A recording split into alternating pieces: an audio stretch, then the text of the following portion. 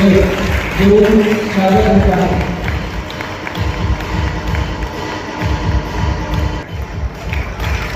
जिल्हा परिषदेच्या सन्माननीय सदस्य जिल्हा परिषद परभणी जिल्हाधिकारी परभणी माननीय श्री संजय सिंह चव्हाण साहेब,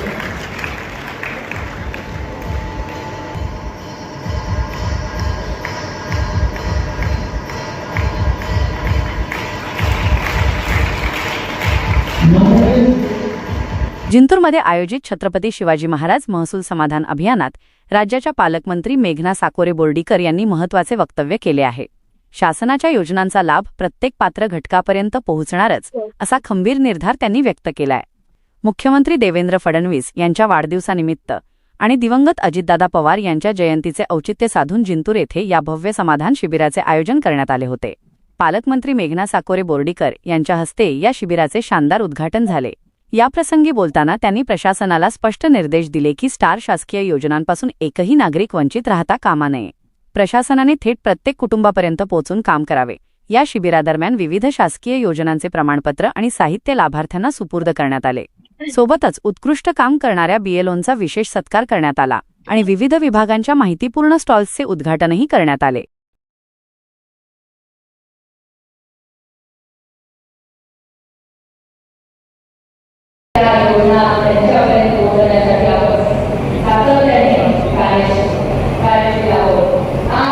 शेतकरी म्हणून सन्मान देण्याचं काम या राज्याच्या मुख्यमंत्री देवेंद्र फडणवीस साहेबांनी करून शेतामध्ये राबणाऱ्या माझ्या बहिणीला देखील तिची एक स्वतःची ओळख निर्माण करून दिलेली आहे। सांगा भाऊ।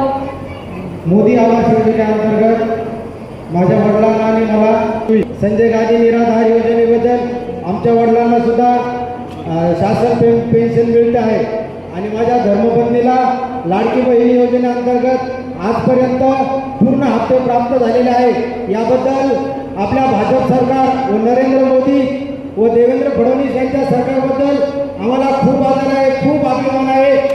माऊलीच्या चरणी एवढीच प्रार्थना करतो, उद्या देवशैली एकादशी आहे की आपल्या सरकारचं कार्यकाळ असा भरभराटीचा व जास्त काळ जावं हीच पांडुरंगाच्या चरणी साखर घालतो। धन्यवाद। आणखी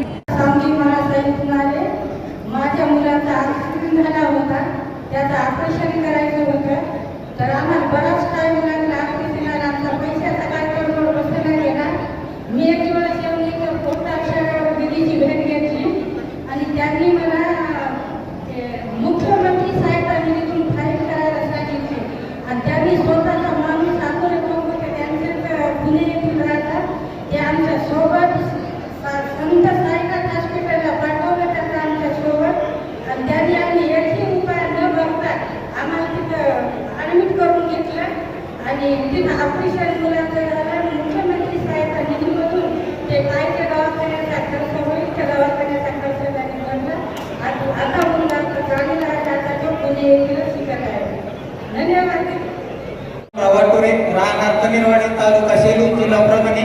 आमच्या गावामध्ये सुरुवातीला 2021-22 मध्ये माननीय मेघनादेवी बोर्डीकर यांच्या शिफारशीनुसार सेलू तालुक्यामधून आरेडी कोरडवाहू विकास प्रकल्प क्षेत्रामध्ये आमच्या गावाची निवड झालेली होती। त्यांचं शिफारस पत्र होतं आणि त्या योजनेअंतर्गत आमच्या गावामध्ये जे काही 50 लाभार्थी त्यांना गाई आणि म्हशीचं वाटप करण्यात आलेलं होतं आरेडी प्रकल्पाअंतर्गत।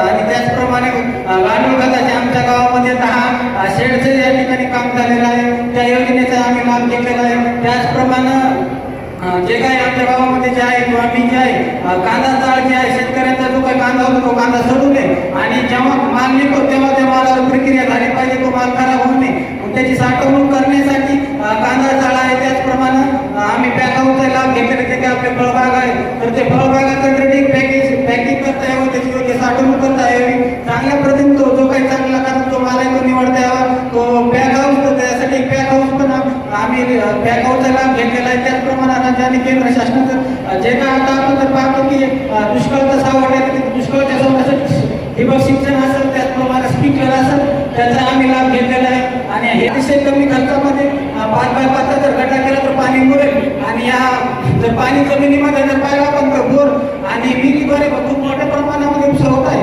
मात्र हे पाणी जमिनीमध्ये मुरण्यासाठी जलधारा प्रकल्प आहे, त्याला रोजगार हमी मात्र ते जर अनुदान डायरेक्ट शेतकऱ्याला किंवा त्या लाभार्थ्याला दिलं तर मला वाटतं आपलाही तालुका जे काय आहे किंवा आपला मतदारसंघ जे आहे तो पाण्याच्या बाबतीत सोयीपूर्ण होईल आणि जे काही शेतकरी प्रगती करत आहेत फळबाग